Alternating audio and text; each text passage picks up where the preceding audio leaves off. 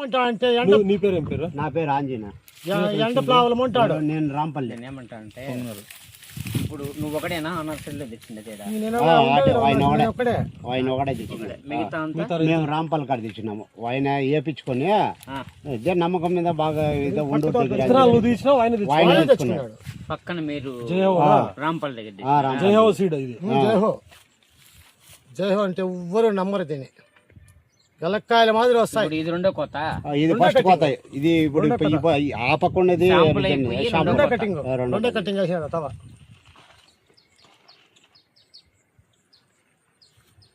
ఈ పొద్దు 250 రూపాయలు వేసినారు, 90 రూపాయలు వేసినారు ఈ పొద్దు నా కాయలు. ఎందుకు? అన్సైజు 250 పోతే నీ 90 నిన్న 270. మామూలుగా కాయ బాగా సైజు ఉందంటే ఈ రోజు నీకు దాదాపు 600 బాక్సులు అయినా డైలీ 600 బాక్సులు. సైజు బాగుంది. 600 బాక్సులు 600 అంటే 618. నాకు 100 బాక్సులు పోతాను అంతే డైలీ. 40 మందికి వస్తాను డైలీ లేబర్.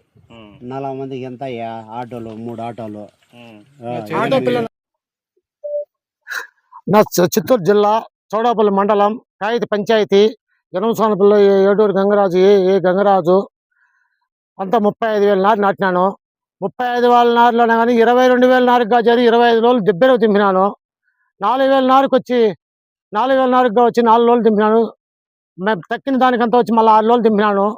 విత్తనాలు వచ్చి వాడు నారు ట్రబుల్ ఇచ్చేసి కాయలు పిసికేసి నారే ఇచ్చేసి మొత్తం పంట ఫెయిల్యూర్ వచ్చేసి మొత్తం గోళీలు వచ్చేసి ఫస్ట్ కటింగ్కి ఈ మాదిరి వచ్చేసింది.